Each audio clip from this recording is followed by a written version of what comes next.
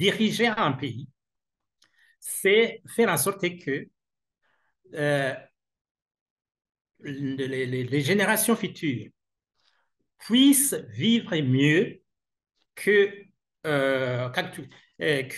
leurs parents, en fait. Donc, l'urgence au Burundi, c'est de faire en sorte que euh, les générations futures puissent vivre, se considérer comme des Burundais, mais pas comme des Bahutus, des Batutsi, des Bagana, des Baganois et des Tois. Ce que je veux dire par là, c'est quoi? C'est la priorité des priorités. L'urgence, ce n'est pas les quotas qui sont dans la Constitution, qui sont inscrits dans l'accord d'Arusha. Ce n'est pas la révision de ces quotas. L'urgence, c'est plutôt trouver des solutions aux 1000 problèmes auxquels les Burundais sont confrontés.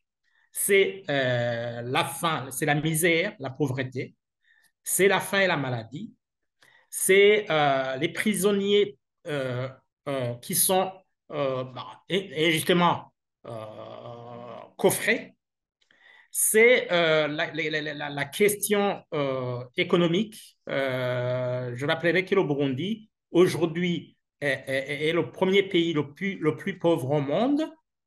C'est la violation des droits de l'homme. C'est l'éducation, la qualité de l'éducation qui s'est fortement détériorée. C'est les réfugiés qui ne cessent d'augmenter et qui vivent dans la misère dans les pays voisins. Et donc, voilà, une multitude de problèmes.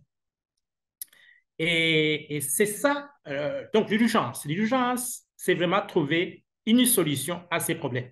Et la solution, l'accord d'Arusha pour la paix et la réconciliation est une solution à tous ces problèmes. Donc, l'urgence, c'est réhabiliter dans son esprit et la lettre, et donc l'esprit et la lettre de l'accord d'Arusha. Et pourquoi je dis tout ceci? Parce que tout simplement, euh, les Bahutus ont été massacrés sur base ethnique, mais même les Batutsi. Je dis de par le passé. Les Bahutus ont été exclus du temps des présidences des Batutsi et ils ont été exclus dans la gestion du pays. Personne ne peut le nier. Mais les Batutsi étaient aussi sur base régionale ou sur base clanique. C'est une réalité que le Burundi a vécue. Si le CND, enfin, certains ont pris les armes dans les années 93, la finalité, c'était de lutter contre cette exclusion et des Bahutus et des Batutsi. Malheureusement, du temps quand les présidents Tutsi étaient au pouvoir, le pouvoir de l'or n'acceptait pas, avait un discours qu'il n'y a pas de problème ethnique au Burundi, qu'il n'y a pas d'exclusion des Bahutus et des Batutsi dans la gestion du pays. Malheureusement, aujourd'hui, on assiste exactement à la même situation. Le CNDD-FDD est au pouvoir et aujourd'hui, le CNDD-FDD nous dit qu'il n'y a pas d'exclusion des Batutsi dans la gestion du pays, il n'y a pas d'exclusion des Bahutus dans la gestion du pays, alors que tout ce qui se fait, si je prends l'exemple de la sévère est là pour diviser les Burundais. Imaginez-vous, les restes humains sont des Bahutus et des Batutsi, comme je le disais tantôt, qui ont été assassinés en 1972, des Bahutus en 19 des années avant, en 93 même, mais aujourd'hui, les humains sont étiquetés uniquement Hutus.